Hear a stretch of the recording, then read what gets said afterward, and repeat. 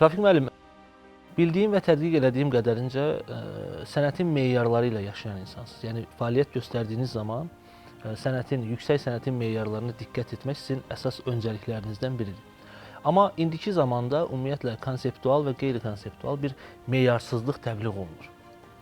Kinoda, teatrda, incəsənətdə, yəni strukturun dağıdılması, meyarların aradan qalxması və nihilist bir yanaşma var. Məhz o meyarlar məktəbinin bir uğurlu bir nümayəndəsi kimi bugünkü meyarsızlıq mühiti sizi sıxmır ki? Ona görə çəkmirəm də film. Bilirsiniz, biz bir filmə başlayanda o dəqiqə senari ilə maraqlanırıq, sonra onu kim çəkir, yəni onun müəllifi ilə, rejissoru ilə. Maraqlanırıq onun filmləri ilə, onun ümumiyyətlə yaradıcılıq potensialı ilə. Və hər filmdə biz nəsə öyrənirik. Ondan nə öyrənə bilərəm mən? Yeni nəsə əxs eləyə bilərəm. Yaradıcılığıma fikir versəz, filmoqrafiyada mən Ocaqdan başqa bütün rejissorlarımızla demək olar ki, işləmişəm. Və hər birindən nəsə öyrənmişəm. Əgər mən nəsə çəkəcəyəmsə və ondan heç nə öyrənməyəcəmsə bu proses zamanı və bu film heç kimi diqqətə gətirib maraqlandırmayacaqsa, düşündürməyəcəksə, mən onu niyə çəkirəm? Bax, ona görə də çəkmirəm. Onda belə götürək ki, siz hər hansı bir filmə həm də həm müəllif kimi yanaşırsınız da onda. İstənilən halda senari müəllifi, rejissor, rəssam, operator, səs rejissoru həm müəllifdirlər, əlbəttə. Amma bununla yanaşı mən rejissor fikrinə, onun yozumuna işləyirəm.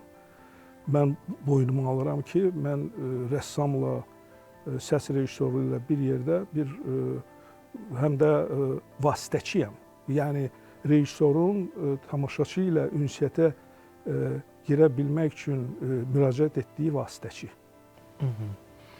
Rafiq müəllim, təbii ki, hər bir film bütövlükdə bir fərdi bir dildir. Yəni, onun bir film əslində bir bədii, yaradıcı bir dilin təqdimatıdır. Hər bir rejissorun da öz dili var.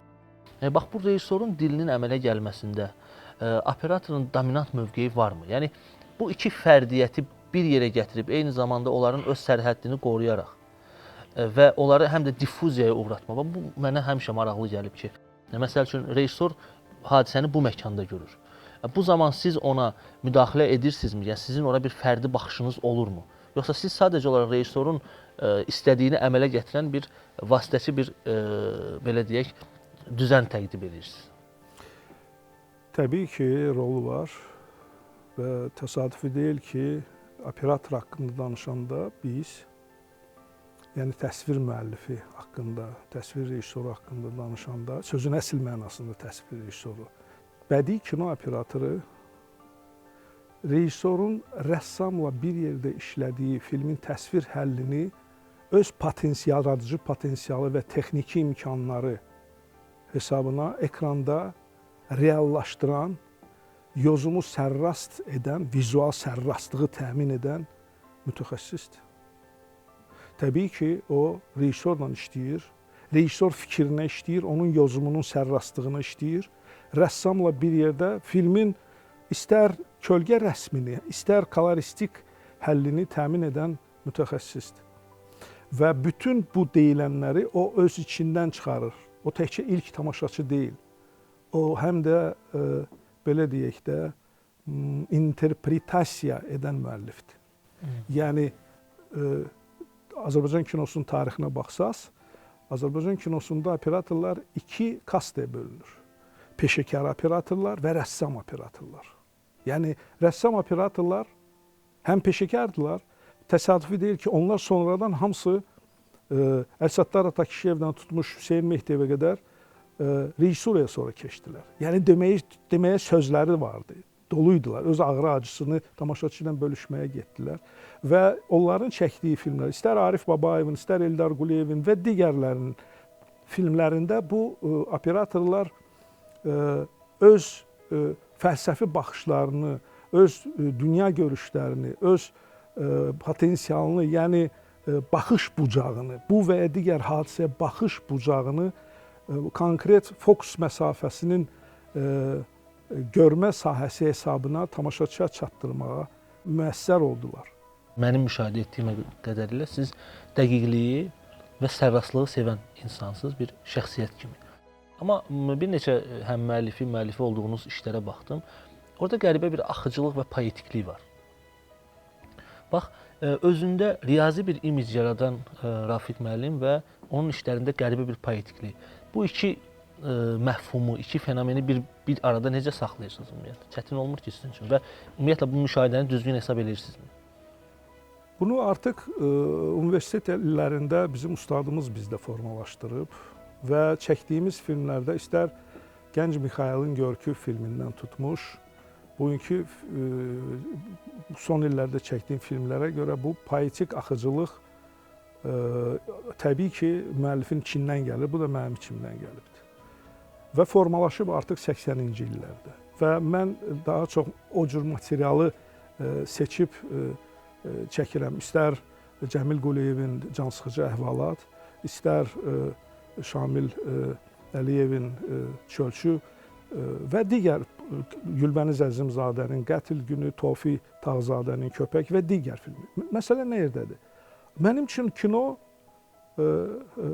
digər kinematoqrafçılar olduğu kimi poetik sənət sahəsidir. Və bədii obrazlar, metaforalar dilində danışmaq əlbəttə ki, bizim üçün çox önəmlidir. Əksəriyyətlə bu kino kinoluğundan çıxar.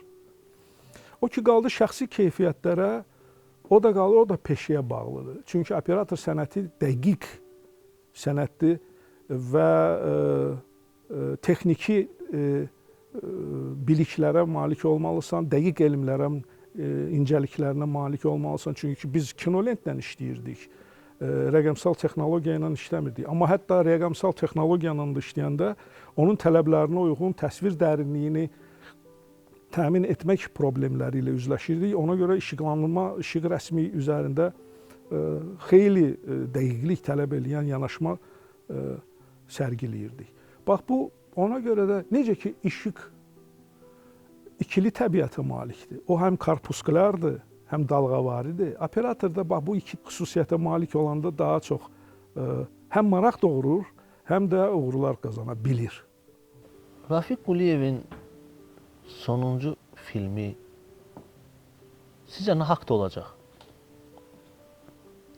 Və ömrünün bu çağında ətraf mühitə münasibətdə, ətrafda baş verən hadisələrə münasibətin bir bədii əsərə, bir bədii təcəssümə çevirsək, bax, Rafiq Quliyev adlı yaradıcı şəxsiyyətin sonuncu yaradıcılıq nümunəsi nə haqda ola bilər? Nə olursa olsun səmimi olacaq, arxain ola bilərsiniz. Ümumiyyətlə, hansı mövzu üzərində durmusunuz indi? Bax, nə sizi maraqlandırır? Gənclikdə insan hər şeyi əhatə eləmək istəyir. Oxuduqlarının ona təsiri. Amma bunlar şəxsiyyətin içində yoğrulduqca, bir məqama gəldikcə, yəqin insan bir qənaətə gələ bilir bir müddətdən sonra. Bax, siz indi nəyin üzərində durmusunuz? Nəyin üzərində, hansı mənəvi bir təcəssümü istəyirsiniz ki, bu əslində film bu haqda olmalıdır. Varmı belə bir şey? Bir neçə il öncə senarist Əli Əmirlinin maraqlı bir senarist üzərində işləyirdik. Çox cəsarətli, peşəkar, maraqlı bir iş idi. Müharibəni və 20 yanvarı görüb hadisələrin içindən çıxmış bir insan kimi mövzu mənə çox yaxın idi. O doğrudan da Qarabağ müharibəsi haqqında idi. Bizim cəmiyyətin səmmiliyindən söhbət açan və o kataklizmlərdən söhbət açan, katarsisə doğru gedən bir millətin, bir ailənin hekayəti üstündə qurulmuşdu. Mənə elə gəlir ki, bir ailənin keçdiyi hekayət yolu bizim bütün millətə çox yaxındır. 19-cu ildə çəkdiyim Üçüncü Günün Adamı filmində olduğu kimi qəhrəman deyir ki, onun həm söhbəti deyəndə ki, ermənilər bizi tutsa, bizi başımıza nə oyun açarlar, sən nə edirsən? Deyir, nə edirəm, deyir, mən nə deyəcəm, deyir, öz evimə gəlmişəm, torpağıma gəlmişəm, mən burada doğmuşam, burada da yaşamalıyam. Bu mesaj idi, rejissorun Babək Şirin Sifətin filmin sonunda qəhrəman Bakıya qayıtmır. O gedir ana-ata yurduna, tüfəngi alır çiyninə, gedir ata-ana yurduna, vətəninə, anasının yaşadığı, yandırılan, o bərbad günə qoyulan dağılmış kəndə gedir, tüfənglə, yəni mübarizəyə gedir.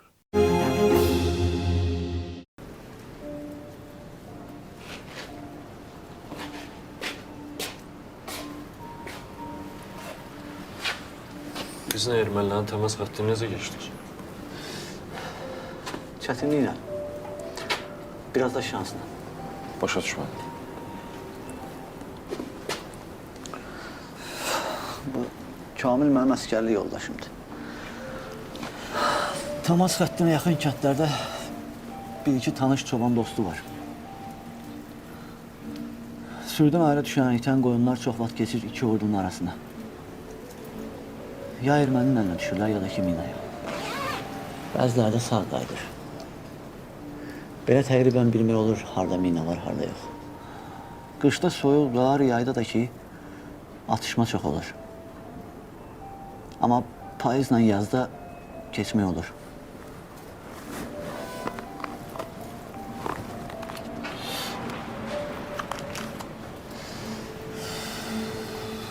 Necə ki biz keçdik.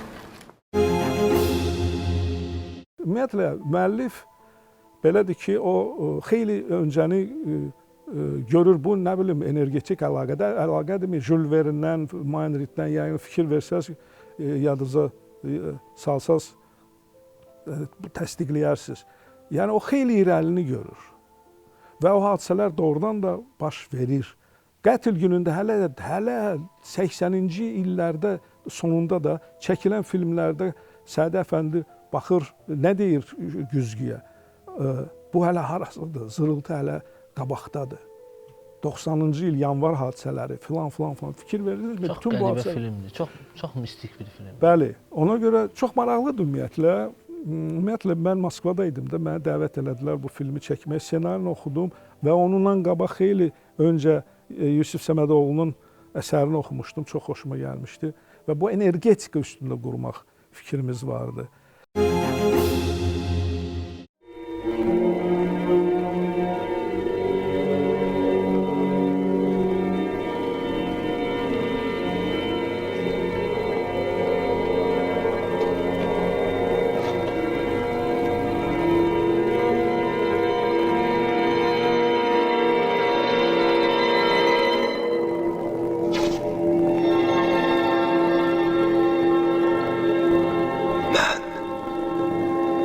Babacanın qarşısında sonsuz qalmaq istəmirəm.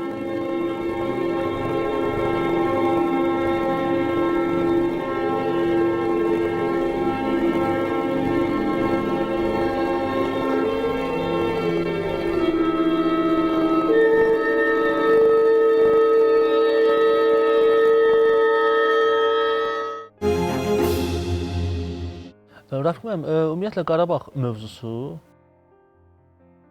yəni mənim üçün də bir həssas, çünki mən o hadisələrin iştirakçısıyam. Mənə elə gəlir ki, heç kim müharibə haqqında müharibəni əks etdirmək istəyən müəllif həmişə uduzacaq. Çünki sən müharibəni zaten əks etdirə bilməzsən, amma müharibəyə münasibətini əks etdirə bilərsən. Və bütün müharibə ədəbiyyatı, bütün uğurlu müharibə ədəbiyyatı o müharibəni olduğu kimi göstərmək yox, müharibəyə müəllifin münasibətini ortaya qoyan işlər, bax, məhz müharibə haqqında bunlar daha uğurlu işlərdir və bunlardan biri də Vaqif Mustafanın Hər şey yaxşılığa doğru. Bu çox qəribə bir müəllif münasibətidir sadəcə olaraq. Və bu filmdə də sizin çox böyük qatqınız var. İstəyərdim bundan danışaq. Və ümumiyyətlə bu Qarabağ mövzusu sizcə necə davam etdirmək olar? Qarabağ fenomenini və onun filmdəki yerini. Və bu perspektivi necə görürsünüz? Ümumiyyətlə, belə bir resept yoxdur ki, biz deyək ki, necə inkişaf eləməlidir və hadisələr, ümumiyyətlə, yəni biz izləyəcəyik hər halda. İstənilən müəllif bu və digər hadisəyə öz münasibətini sərgiləyir də. Qarabağ mövzusunda mən istər reportaj çəkilişlərində iştirak eləmişəm, istərsə də onun bədii vizual görkəmini təmin eləmişəm bədii filmlərdə. Müxtəlif rejissorlardan və hər biri fərqli yanaşma təcəssüm etdirib, sərgiləyibdir. Vaqif əlbəttə bunlardan hamısından fərqlidir. Onun o ironiyası və məhz bu yanaşma tərzi ilə, üslubu ilə tamaşaçını düşündürmə qabiliyyəti əlbəttə şübhəsizdir. Apogey səviyyəsindədir də. Və hər kəlam bir kitablara, tarixə yazılası bir kəlamdır və ifadədir və təsadüfi deyil ki, bu kəlamlar xalqın dilindən götürülüb və xalqın dilinə salıb öz transkripsiyasından və məhəllələrdə də həmin frazalardan istifadə edirdilər. Yetərincə, elə indilərdə də istifadə edirlər. Və bu filmdə doğrudan da ilk baxışda qısa metrajlı film də olsa, çox ciddi təsirli film olmaqla yanaşı, orada ciddi təsvir üzərində işlər gedirdi. Çünki o tamam digər filmlərdən, mənim yaratdığım filmlərdən hər halda xeyli fərqlənir. Mənə ona görə bu film maraqlı gəldi ki, mən burada bu janrda işləyə bilərəmmi? Maraqlıdır. Çünki mən daha çox poetik ruha fikir verirəm. Burada isə tekst, İronik ruh var. bəli, tekst və aktyor oyunu üzərində qurulur hər şey. Kameranın hərəkəti məhduddur, çünki tapşırıq belə verilibdir. Tamaşaçı aktyorun dilindən səslənən tekstə məntiqə fikir verməlidir, diqqət kəsilməlidir. Çünki orada qızıl kəlamlar işlənir də, müəllifin fikrincə, həqiqətən də elə belədir də. Ona görə fikir versəz, orada cəmi 1-2 kadrda yalnız panoram var.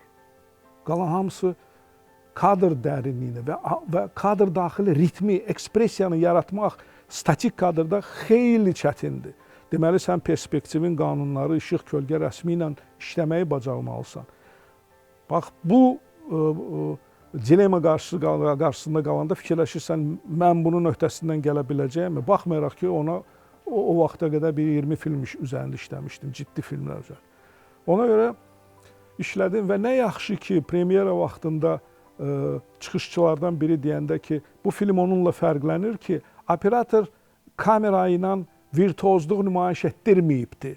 O rejissorun yozumuna xidmət eləyibdir. Əslinə qalanda elə bizim qarşımızda qoyulan tapşırıq da budur da. Biz rejissor yozumuna işləməliyik. Operator öz filmini çəkmir. Rejissorun filminə işləyir. Rafiq Quliyev, əgər Tarkovskinin fikrindən çıxış eləsək ki, kino zamanının yaddaşıdır. Öz ömrünün hansı zamanını yaddaşı həkk eləmək istəyərdi kino ilə? Hər filmdən müəyyən periodu ya da tarixə yazırıq da. Və həqiqətdir ki, hansı film çəkilirsə çəkilsin, o filmdə müəlliflərin yaşantılarının bir hissəciyi, epizodik də olsa var. Cansıxıcı əhvalatdan tutmuş, çölçüyə qədər, 3-cü günün adamına qədər. Yəni və sağ olsun həmin rejissorlar ki, həmişə haqq sayı itirməyiblər və mənim zəhmətimi, köməyimi, yardımımı həmişə nəzərə alıblar və o energetik hissəcikdən imtina eləməyiblər. Onu o filmin bu və digər epizodunda ən azı energetik səviyyədə, yəni semantik də olmasa, dəqiq də, yəni birə-bir də olmasa istifadə eləyiblər və buna imkan yaradıblar. Mən ona görə onların hər birinə ayrı-ayrılıqda mərhumlara da Allah rəhmət eləsin, sağ qalanların canı sağ olsun, yəni həqiqətən uzun ömür arzulayıram onlara. Həmişə mənə o imkanlar veriblər. Və biz həmişə, belə deyək də, can bir qəlbdə çalışmışıq. Çünki vahid bitkin əsər yaradırıq. Və bu əsərlə tamaşaçı arasında biz ünsiyyət yaradırıq, yəni ünsiyyətə giririk. Rafiq Quliyev üçün ekzistensial yoxsa kauzal? Söhbət mübarizədən gedir. Rafiq müəllim, bu söz, mən bunu sual vermişəm, bu sual bir neçə nəfərə vermişəm. Bəzi adamlar üçün nəsə bir şey oldu ya da olmadı, orta bir nöqtə yoxdur və mən sizi bu cür şəxsiyyətlərdən biri kimi duyuram. Sizcə oldu yoxsa olmadı? Bilirsiniz, bu mübarizənin özü də axı bir hərəkət verici qüvvədir. Təkan verici qüvvədir. Və əgər səmimilikdən söhbət gedirsə, mən heç yerdə bunu deməmişəm, indi deyim. Mənim məhz bu sənətə gəlməyimin səbəbi çox sərt, təpərli bir insanın təsir hüdudlarından uzaqlaşmaqdan irəli gəldi. Ona görə GİK-ə qaçdım, 2-ci universitetə. Çünki mənə deyirdilər evdə də, birincini qutarıb nə oldun ki, ikincini qutarıb nə olacaqsan? Yəni ki, biraz bu inci sənətə, çünki toxumluq sənətdə heç kimim yox idi bizim, mənim. Mənim üçün marağım vardı, həvəsim vardı. Və özüm öz hesabıma, çünki artıq işləyirdim kinostudiyada, o dövrdə operator assistenti. Bilet aldım, getdim Moskvaya və elə həmin ildə daxil oldum. Və o mühit məni tam dəyişdirdi. Belə deyək də, o komplekslərdən azadlıq məkanının qapısını açdı mənim üçün. Rəhməm, xoş idi sizlə ünsiyyət və mən sizdə belə elə təsəvvür edirəm ki, o Vilkə gedən həmin o mübariz oğlanla indi qarşımda oturan ağsaqqal, böyük bir yol keçmiş adam arasında hikkə və mübarizə baxımından heç bir fərq yoxdur. Ona görə də illər sadəcə olaraq kimlərisə qocaldır, kimlərisə müdrikləşdirir, kimlərisə yanından keçir gedir. Və sizi müdrikləşdirib, zənginləşdirib və mən bundan sonraki həyat yolunuzda da sizə bol enerji və könül rahatlığı arzulayıram. Çox sağ olun. Təşəkkür edirəm. Sağ olun.